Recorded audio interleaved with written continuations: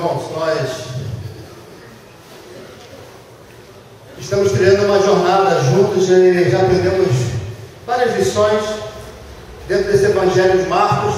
Nós estamos continuando essa trilha hoje.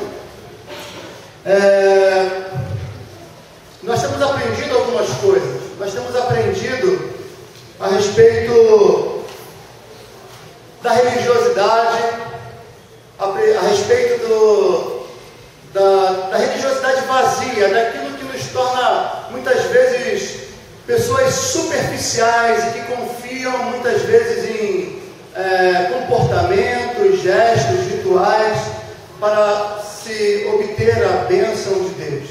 Nós vimos com falha esse tipo de atitude. Nós vimos que o Senhor Jesus Cristo, Ele de fato, Ele veio estabelecer um reino, Ele veio chamar pessoas para pertencerem a esse reino, e que a mensagem do reino é o arrependimento e a fé, a certeza de que esse reino está próximo de você, está ao seu lado. Você precisa saber se você está dentro ou se você está fora. Você precisa estar consciente dessa realidade, porque as pessoas que como nós vimos, elas só se apercebem da realidade do reino, de que existe o reino, quando elas pela fé entram nesse reino. Mas quem está lá de fora não consegue perceber que esse reino existe, que todas as coisas pertencem a Deus, que existe uma ordem instaurada.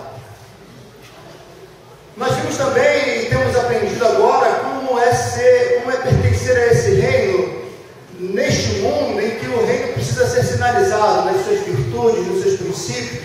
Como é ser um súdito do reino, como é ser um discípulo do reino.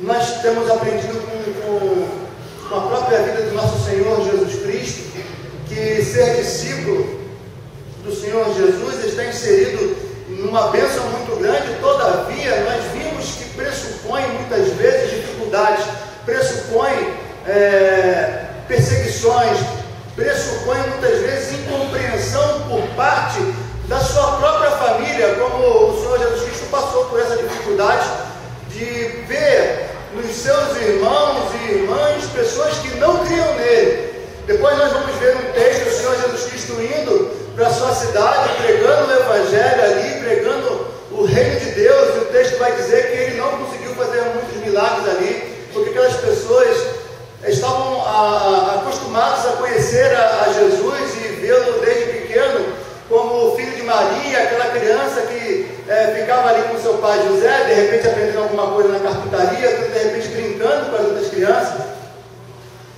E as pessoas começam a questionar: não é esse o filho de Maria, não é esse o carpinteiro? Nós não conhecemos sua mãe, não conhecemos seus irmãos e irmãs. E o Senhor Jesus Cristo ele vai dizer que o profeta não tem honra no seu próprio lar. Ser cristão tem as suas dificuldades, sim. Não é o mar de rosas muitas vezes que as pessoas apresentam por aí. A alegria infinita, a alegria que transborda do coração do crente, a alegria que ele tem no seu ser e que deve fazer parte da vida do cristão, esse júbilo, uma vida de contentamento, não está nas coisas que estão ao seu redor e na perfeição do ambiente em que ele vive, porque ele sabe que perfeição ele não encontra nem dentro da própria casa, quanto mais no contexto externo à sua casa. Ele não encontra perfeição nem dentro dessa igreja militante. Existem inúmeras dificuldades. E aqui nós vemos o Senhor Jesus Cristo, ele cruzou o mar. Nós vimos que ele teve aquela experiência entre os gentios. Aquele jovem estava endemoniado e tinha uma legião de demônios. O Senhor Jesus Cristo expulsa os demônios. Aquela legião de demônios vão para os porcos, se precipitam no mar. E nós vimos algumas lições muito importantes ali, só que agora aquele povo que preferiu os porcos expulsa o Senhor Jesus Cristo. E o Senhor Jesus Cristo, mais uma vez, ele atravessa o mar, e agora ele volta para o contexto judaico, ele sai do contexto gentio, né, do contexto que não é judeu, contexto grego-romano, né, de cultura greco-romana, depois ele vai para um contexto de cultura mais judaica, ele volta para o seu contexto, ele volta para o contexto judaizante. Quando ele chega, ele já encontra ali uma multidão, e eu gostaria que os irmãos atentassem agora para o texto de Marcos capítulo 5, a partir do versículo 21. Ele diz assim, Marcos capítulo 5, a partir do versículo 21.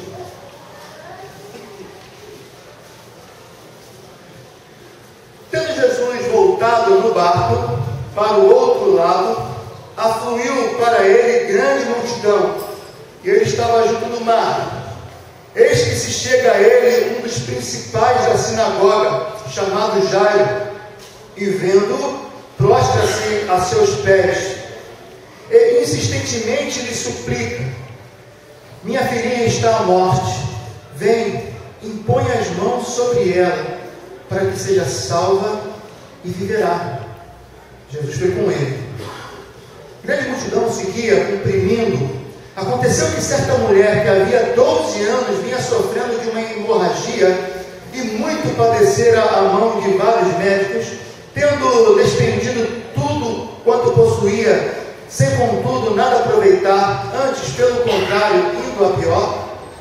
Tendo ouvido a fama de Jesus, vindo por trás dele, por entre a multidão, tocou-lhe a veste, porque dizia: se eu apenas lhe tocar as vestes, ficarei curado.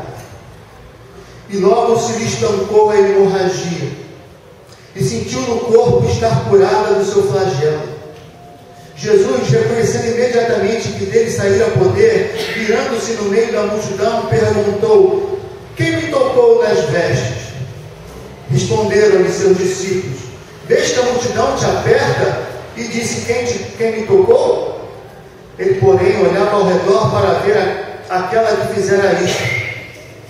Então a mulher, atemorizada e tremendo, cônscia do que nela se operara, veio, prostrou-se diante dele e declarou-lhe toda a verdade.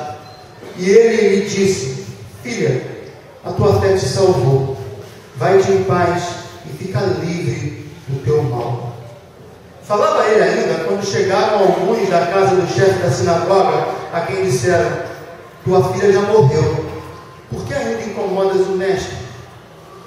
Mas Jesus, sem acudir a tais palavras, disse ao chefe da sinagoga: não temas, crê somente. Contudo, não permitiu que alguém o acompanhasse, senão Pedro e os irmãos Tiago e João. Chegando à casa do chefe da sinagoga, viu Jesus o alvoroço, os que choravam e os que pranteavam muito. Ao entrar, lhes disse: por que estáis em alvoroço e chorais? A criança não está morta, mas dorme. E riam-se dele. Tendo ele, porém, mandado sair a todos, tomou o pai e a mãe da criança e os que vieram com ele, e entrou onde ela estava. Tomando-a pela mão, disse: Talita cumi, que quer dizer: menina, eu te mando, levanta-te. Imediatamente a menina se levantou e pôs-se a andar, pois tinha 12 anos. Então ficaram todos sobremaneira admirados. Mas Jesus ordenou-lhes expressamente que ninguém o soubesse, e mandou que dessem de comer a menina. Bom, irmãos, então nós temos aqui a narrativa de Marcos a respeito de dois milagres. Na verdade, ele começa contando a respeito do pedido de Jairo, chefe da sinagoga. Depois, no meio do caminho, vem o relato dessa mulher que sofria de uma hemorragia há muitos anos. O texto também nos mostra que a mulher, ela não se identifica, ela apenas toca nas vestes do Senhor Jesus Cristo, em Mateus diz, na orla da veste, e o Senhor Jesus Cristo sente sair poder. Nós vamos tentar compreender isso aí, e obviamente, nesse momento, o caminho do Senhor Jesus Cristo para. Ele está caminhando rumo à casa de Jairo, mas essa mulher o toca, a multidão comprime, e ele para, porque ele queria saber, a princípio, à primeira vista do texto, queria tomar conhecimento de quem o havia tocado. Nessa que ele para, o tempo que ele toma, quando ele volta a caminhada, quando ele vai retornar ao caminho para a casa de Jairo, as pessoas já freiam e já dizem para Jairo: a sua filha morreu. Não perturbes mais o mestre. Bom, o resultado do irmão sabe. O Senhor Jesus Cristo fala para que ele tenha fé, para que ele não tema. Ele entra na casa daquela menina e ele cura aquela menina, e ele ressuscita aquela menina. Ele faz com que ela, uma menina com apenas 12 anos, seja plenamente restaurada, volte da morte. Queridos irmãos, a gente precisa compreender algumas coisas para entender a força desse texto. Tá? É muito complicado hoje a gente entender a vida do povo de Israel na época do Senhor Jesus Cristo, porque quando você vai ler, por exemplo, um livro que é clássico, por exemplo, Jerusalém, nos tempos de Jesus, de Joaquim e Jeremias, ele vai mostrar realmente como é que funcionava aquilo tudo, como é que funcionava todo o esquema dos sacerdotes. Ele vai trazer textos judaicos, mostrando aquilo tudo, e a gente vai aprender algumas coisas interessantes. A gente vai aprender que o povo de Israel vivia numa cultura da nobreza, da dignidade.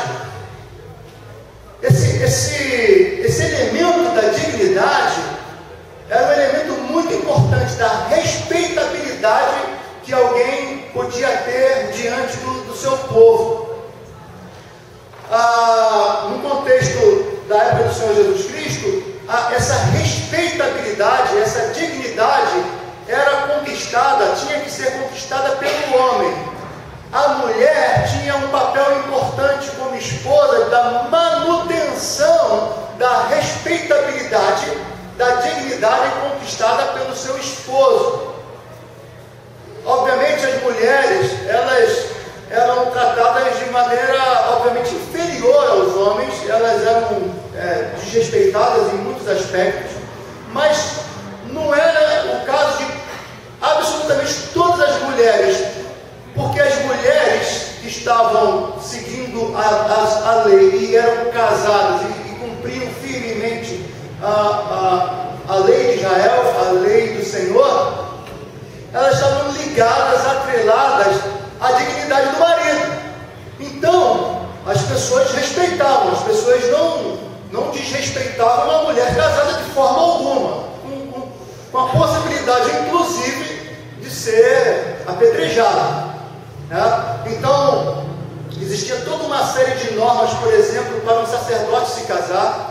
Ele não podia se casar com qualquer mulher. Essa mulher também tinha que ter descendência, tinha que ter descendência especial, não podia ter histórico na sua família de pecado e etc., dentro daquelas leis de pecados proibidos, dentro das leis judaicas que nós já tratamos aqui. Então cabia à mulher manter a respeitabilidade. Por isso uma mulher, ela andava na cidade, ela não olhava para os lados, principalmente em Jerusalém. Quanto mais próximo de Jerusalém, mais radical esse sistema religioso. Quanto mais para a periferia, embora existisse, a coisa era um pouco mais flexível, ok? Mas era algo em toda a região de Judá, Jerusalém, toda aquela periferia, toda a Galileia também era assim.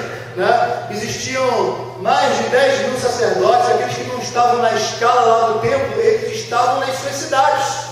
Então, nas cidades da Galileia tinha sacerdotes, né? Quando chegava a escala deles, eles iam para Jerusalém para cumprir a escala deles. Então, os sacerdotes estavam espalhados. Então, existia todo um esquema de respeitabilidade. Existia também a escolha das pessoas que haveriam de dirigir as sinagogas. Eles viam, a sinagoga tinha regra, tinha que ter pelo menos, se não me engano, 10 homens, né, para se abrir uma sinagoga. Existiam sinagogas grandes, sinagogas de influência, a sinagoga de Jerusalém, mas a sinagoga de Cafarnaum, até hoje você pode encontrar, tem as ruínas da sinagoga de Cafarnaum, uma sinagoga grande, né? Inclusive uma sinagoga que o Senhor Jesus Cristo pregou lá e expulsou o demônio lá, né? E o povo da sinagoga não gostava muito do Senhor Jesus Cristo, né? Por causa disso, porque ele apontou e mostrou todo o contexto de pecado e da ação do demônio dentro da própria sinagoga da religiosidade judaica.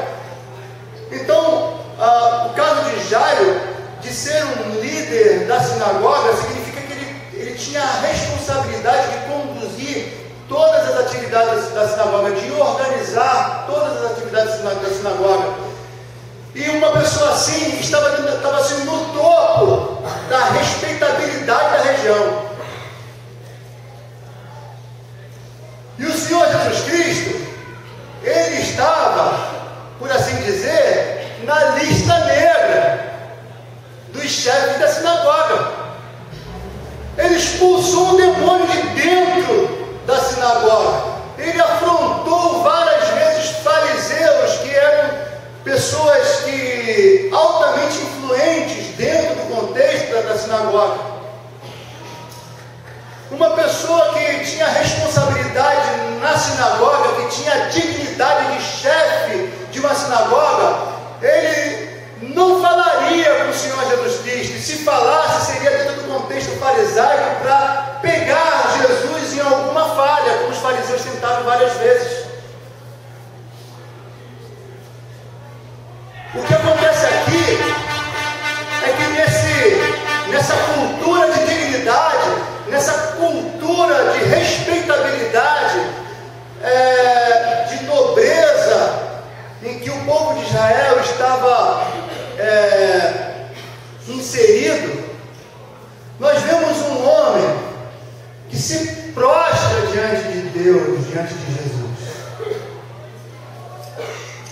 O chefe da sinagoga, ele não fez um pedido simples. Versículo 22. Eis que chega a ele um dos principais da sinagoga, chamado Jairo, e vendo, prostra-se a seus pés.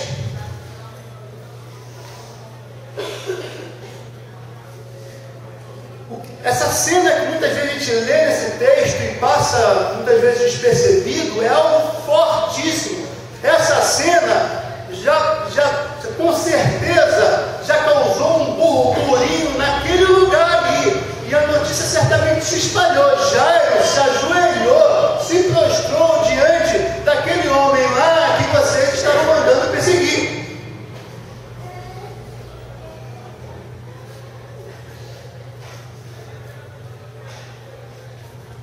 Mas tudo bem, o Senhor Jesus Cristo, ele atenta para o pedido de Jairo e imediatamente ele segue Jairo e vai seguir Jairo até a sua casa para cuidar da menina. Agora, vamos ver a questão da mulher. Veja por causa de quem que o Senhor Jesus Cristo parou e atrasou o pedido do camarada, talvez um dos mais respeitáveis dessa cidade. A mulher sofria de fluxo, diz o texto bíblico, sofria de hemorragia, havia 12 anos. Essa hemorragia, o texto de Levítico capítulo 15, ele vai colocar todas as normas a respeito do ciclo menstrual feminino. Então, quando a mulher estava dentro do seu ciclo menstrual, ela era considerada impura. Então, acabava o ciclo, ela tinha que oferecer, né, o sacrifício, ela tinha que oferecer aves em sacrifício, está estabelecido ali em Levítico, capítulo 15, do versículo 25 ao versículo 27.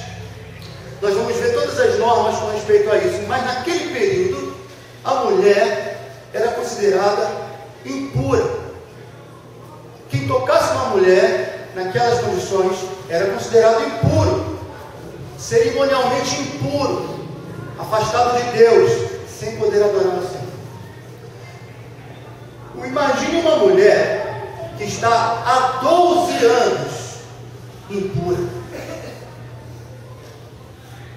Mas o que fez com que ela tivesse essa enfermidade, esse fluxo não parasse, fosse algo contínuo na vida dela durante tanto tempo? Algumas pessoas, alguns estudiosos vão dizer, provavelmente uma outra enfermidade, né, que causou uma infecção, alguma outra coisa que causou essa menstruação desregulada, por assim dizer.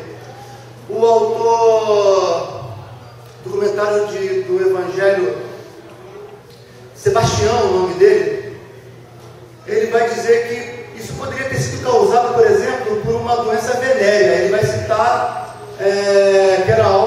que era algo comum em prostitutas da época, né, pegar esse tipo de enfermidade e por causa dessa doença venérea, desregular o fluxo menstrual de uma tal maneira que acontecia o que aconteceu com essa mulher. Se isso é verdade, todo o dinheiro que ela tinha conseguido por meio de prostituição.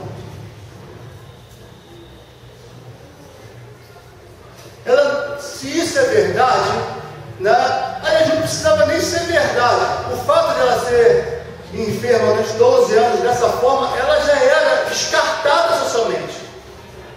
Mas se isso é verdade, piorava mais ainda. É como se você tivesse uma multidão assim, e essa pessoa fosse passando e as pessoas vão abrindo. Era assim que as pessoas se comportavam com esse tipo de gente. Ela era completamente desprezada.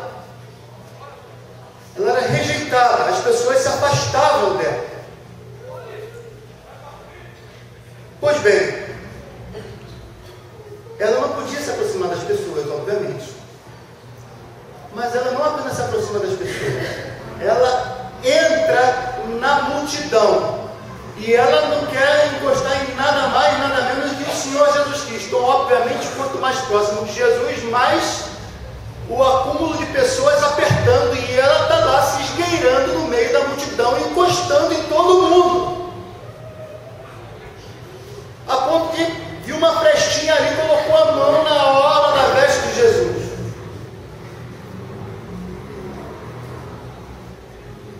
E aí o Senhor Jesus Cristo percebe que dele saiu o poder. Vamos continuar entendendo o texto, irmãos.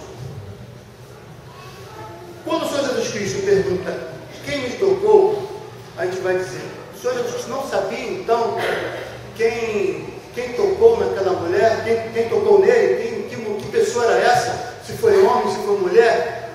O texto traduzido para o português, ele meio que deixa escapar isso. Se bem que se nós notarmos aqui, reconhecendo o versículo 30, imediatamente que dele saíra poder, virando-se no meio da multidão, perguntou, quem me tocou nas vestes? Responderam-lhe seus discípulos, vês que a multidão te aperta e dizes quem me tocou? Ele, porém, olhava ao redor para ver aquela que fizera isso. A palavra, a expressão lá no grego, a pergunta do Senhor Jesus Cristo, já pressupõe que ele sabia quem era a mulher. Ele já sabia que, porque o texto apontava para uma mulher, porque a pergunta pressupunha o conhecimento de que uma mulher tinha tocado. Porque embora no português a coisa fica sem você conhecer o gênero da pessoa, tá? No grego não, é denunciado claramente. Então o Senhor Jesus Cristo sabia que uma mulher tinha tocado. Provavelmente ele sabia que essa. Então por que ele quis saber? Por que ele parou tudo, parou a caminhada dele para saber? Porque aquela mulher era desprezada pela sociedade. Aquela mulher era rejeitada pela sociedade. Quando ele busca saber, aquela mulher que tinha medo de todo mundo, quanto mais medo do Deus que ela passou na frente dela. Ela tinha medo. Sabe por que ela tinha medo? Porque se os irmãos notarem a ordenança lá com respeito ao fluxo feminino, né? Se uma pessoa que está passando por uma enfermidade, inclusive, por exemplo, homens que tivessem algum problema de corrimento, alguma coisa nesse sentido, eles morreriam imediatamente se eles entrassem no local de adoração, no tabernáculo. Era imediata a morte deles. Eles entraram no local onde Deus está. E ela treme, porque toca em Jesus, ela toca em Deus. O texto que fala de cura, na verdade, como o Senhor Jesus Cristo, a tua fé te curou, essa palavra curou, ela é usada em vários outros textos para pressupor salvação. E eu fiquei pensando, será que a questão aqui era de fé salvífica ou era de fé em milagres? Queridos, todos ali criam que o Senhor Jesus Cristo fazia milagre. Todos ali estavam ali para isso, queriam o milagre de Jesus.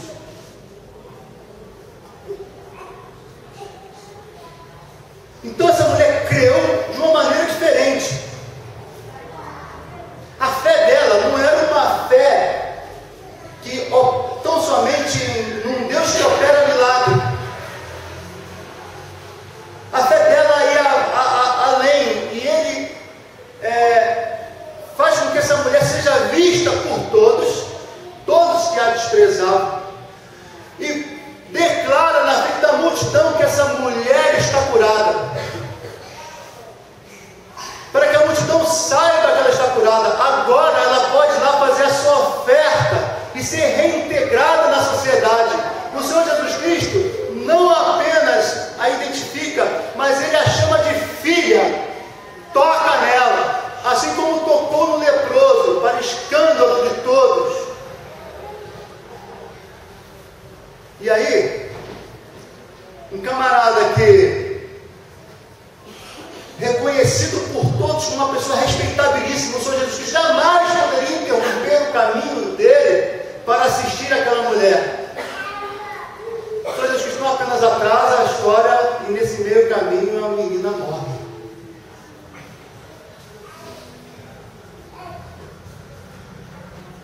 E nós não temos o relato da reação de Jairo, mas podemos imaginar. Jairo, ele não acreditava no seu coração que depois de morta poderia acontecer alguma coisa boa. As pessoas não criam que depois de morto Jesus pudesse fazer alguma coisa. Marta e Maria foi a mesma coisa. Senhor, se estivesses aqui, meu irmão não teria morrido. Mas o Senhor Jesus Cristo tinha poder para curar uma enfermidade, mas parava por aí. Até onde vai a fé? Ele pode consertar um fígado, pode consertar um osso, pode fazer crescer uma perna, porque o coxo tinha uma perna menor do que a outra, e de repente ele cura o coxo. Um paralítico há 38 anos ele cura, mas ressuscitar é outra história. Queridos irmãos, o que nós aprendemos aqui? Todos nós precisamos do Senhor Jesus Cristo. precisamos da manifestação poderosa de Jesus. O texto que ele vai de mim saiu o poder, é dinamis, palavra usada sempre que o Senhor Jesus Cristo opera um milagre. Todos nós precisamos da manifestação poderosa. Talvez você não tenha uma pessoa enferma, gravemente enferma na sua casa, mas você tem um relacionamento com seu esposo, com a sua esposa gravemente enferma. O seu relacionamento com o próprio Deus está gravemente enfermo, está como aquela menina à beira da morte. Você confiou tudo que você tinha, para poder resolver os seus problemas, como aquela mulher gastou tudo que tinha.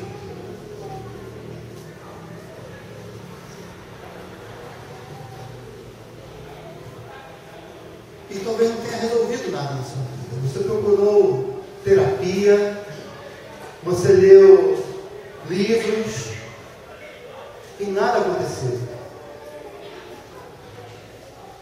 Todos nós precisamos de um milagre dentro da nossa casa, dentro do nosso contexto. E se você não precisa, é porque você ainda não fez uma autoavaliação, uma avaliação profunda. Todos nós precisamos de um milagre de Deus nas nossas vidas. Algo, às vezes, mais aparente, mais estrondoso, ou algo menor. Mas precisamos de pequenos milagres. E por que pequenos e grandes milagres?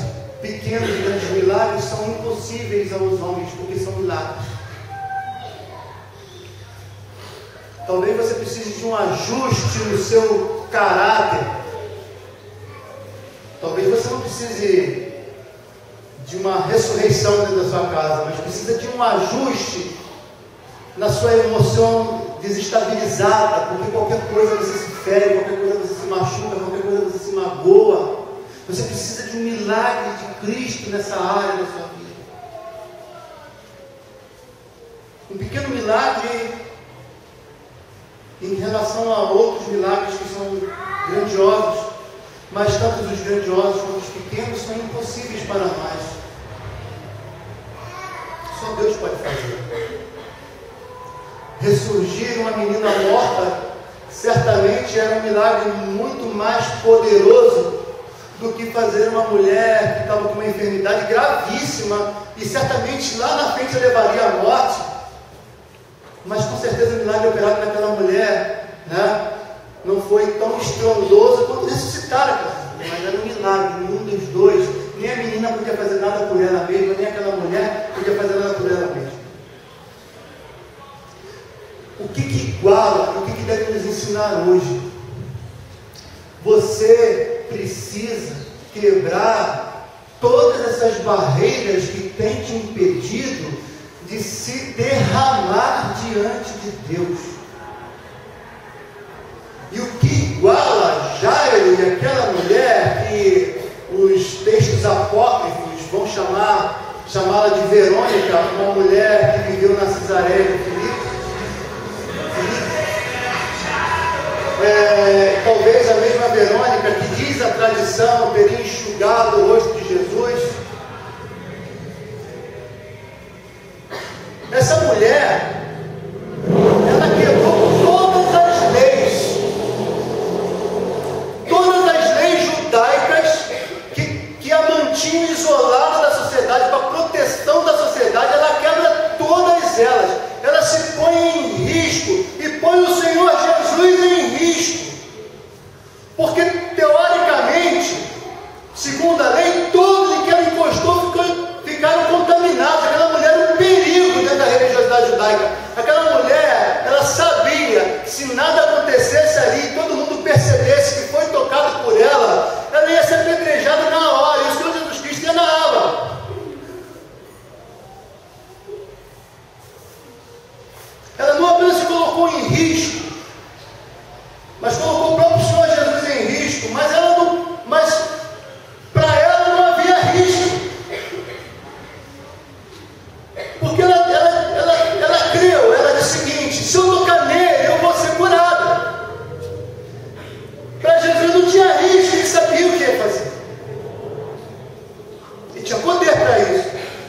mas diante da lei judaica, era um risco. Jairo, ele teve que passar por cima de todo o preconceito que os judeus, os nobres, os religiosos tinham a respeito de Jesus. E ele não apenas passa por todo esse preconceito, mas ele vai além de simplesmente não ter preconceito. Ele vai do preconceito à submissão.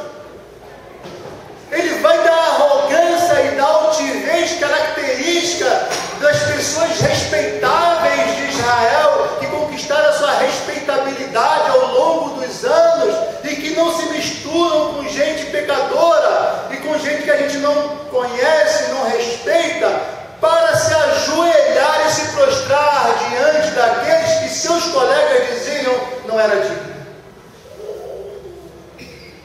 O que você precisa quebrar, transpor, para se derramar diante de Jesus?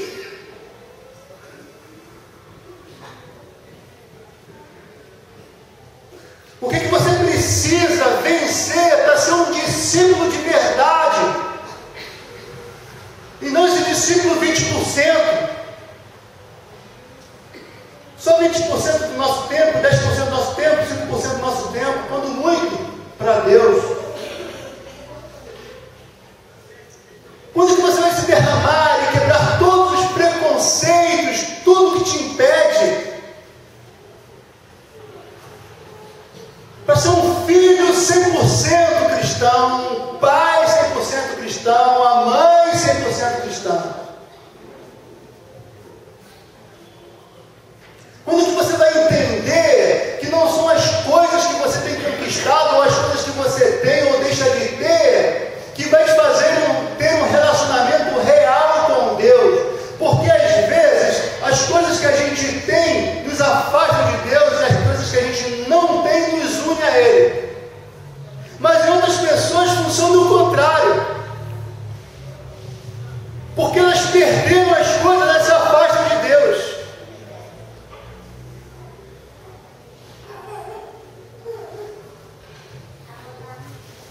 O que falta?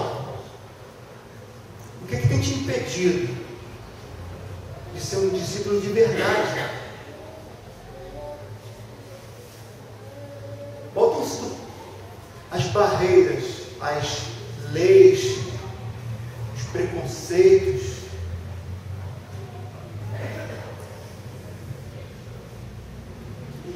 Muita gente que é evangélica quer viver um evangelicalismo que não carrega a cruz.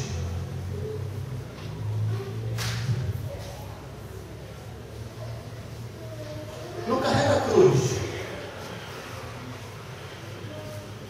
O fardo de Jesus é leve, mas é fardo. Existe um fardo. Às vezes, a nossa vida é tão complicada que a gente começa a racionalizar as coisas. Racionalização das coisas, como nós vimos nesse texto aqui. Por exemplo, por que você perturba o mestre? Ela já morreu. O que é isso? Racionalização. Ele está dizendo o seguinte: morreu, acabou, já era, meu. Pessoas mortas não voltam.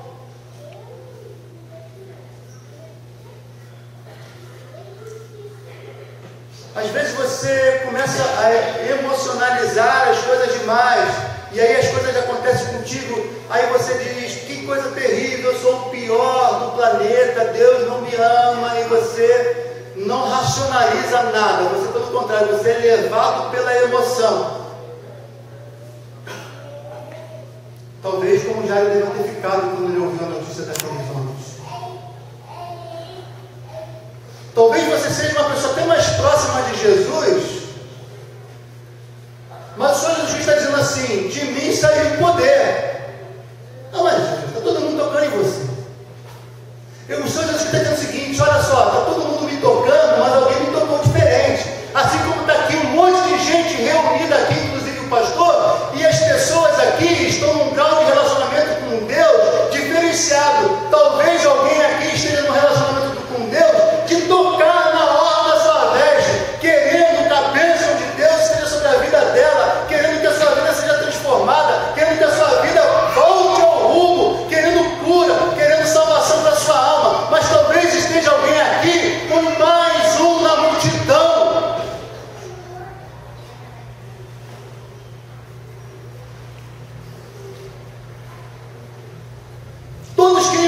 Cristo fazia milagre, senão ele não estava ali. Mas é naquilo diferente. Todo mundo aqui crê em Jesus, todo mundo sabe, não estaria aqui. Todo mundo sabe que Jesus existe, não estaria aqui. Mas creio diferente. Creio. Uns creem em Jesus como um camarada muito legal, poderoso lá do passado. E outros creem nele como seu salvador pessoal, o seu rei. Diferente. Jesus Cristo fez com que aquela mulher se identificasse para ele, para aquele povo ver que tem diferença. As pessoas podem, no seu local de trabalho, não notar a diferença. Você pode ter até amigos crentes que não notam a diferença. Mas se você está buscando a Jesus de espírito e em verdade, coração sincero, diariamente, porque você de fato quer se derramar na frente dele, para Cristo faz diferença, e ele vai levar esse teu relacionamento com ele a sério. Porque para ele é importante. Para a multidão pode não ser importante, para a sua família, que às vezes não é crente, pode não ser importante, mas para Deus é importante. Ele valoriza isso. Você levar Jesus a sério é importante para Jesus. Ele precisa disso, ele não precisa, mas ele resolveu valorizar isso. Por quê? Porque ele te ama.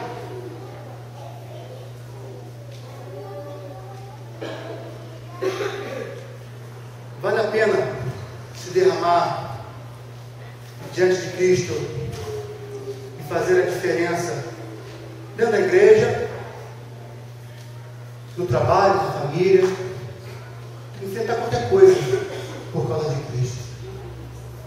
Às vezes você está num contexto em que as pessoas são arredias ao Evangelho e você enfrenta a multidão, você vai encostando em todo mundo assim: olha, eu creio nele. Vamos orar aqui, vamos pedir a Deus que